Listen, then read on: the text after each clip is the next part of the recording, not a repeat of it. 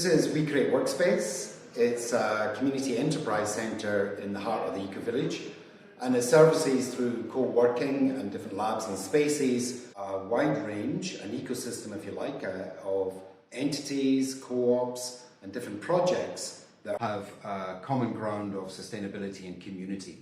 I think it's really important that a community enterprise centre offers other services like the food hub, where we can develop new enterprises around food, or the Fab Lab, or the education space that allows us to really reach out beyond rural Ireland and work internationally.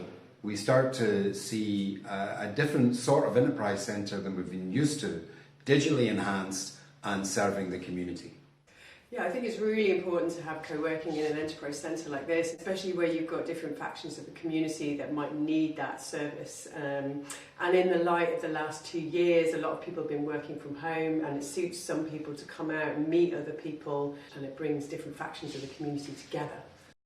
We have a new dedicated co-working space for people that come in 5 days a week, and people that just need a space to come in occasionally ad hoc. The value for us is really having lots of different people in the building who will enliven the building and bring information and cross-network between themselves, and give that feeling of kind of vibrancy to the place. So here we are in the Fab Lab at WeCreate Living Lab. We are one of a group of over 1,000 Fab Labs now around the world, which look at the concept of changing computer or digital bits into physical objects. So you have your 3D printers, your CNC router and your CNC milling machine. Then you'd have your laser cutter, which has been probably the most popular machine in this Fab Lab. And then you also have vinyl cutters, which do paper and card. Most people can learn the design element relatively quickly. So it kind of democratizes access to manufacturing in a way that wasn't really possible before, and particularly local manufacturing.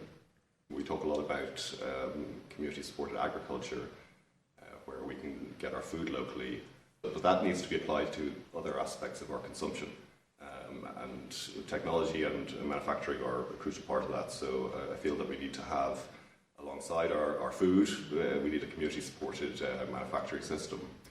And that would be maybe the longer term vision, where you could see larger labs that would be able to actually build the machines for smaller labs. So you're sort of starting a circular economy there. So this is our food hub. One of the things we do here is run this online farmers market, where customers order online and then they come and collect all their produce on the collection day. What it does, it provides a way for local producers to connect directly with local customers, and all the money stays in the local economy. There's nobody making a profit far away from that. The community can come into the food hub and they can use the ingredients, so the produce grown on the community farm, to create more products like jam, chutney, other things, that soups and sauces, and all sorts of things you can make from the produce here. And the market provides an outlet to sell that stuff. So it helps to add value to a lot of the vegetables that we're going to waste if they can't all be used, and also to preserve them to be used throughout the year. As well as creating jobs for people in the local economy. What we're really trying to do is create local food systems as an alternative to global supply chains. So this is one of the things that we're trying to support and encourage these models to grow throughout the country and throughout the world. So we have networks in place to try and train groups to start up systems like this for themselves in their own communities and other places around the country. I think community enterprise feeds into regional resilience, because we can start to strengthen our local economies. We can start to find more meaningful livelihood opportunities in our local places. And at this time, with climate and ecological challenges, it allows us to shorten supply chains that leave us very vulnerable to shocks, and to create more thriving communities that can do more for themselves.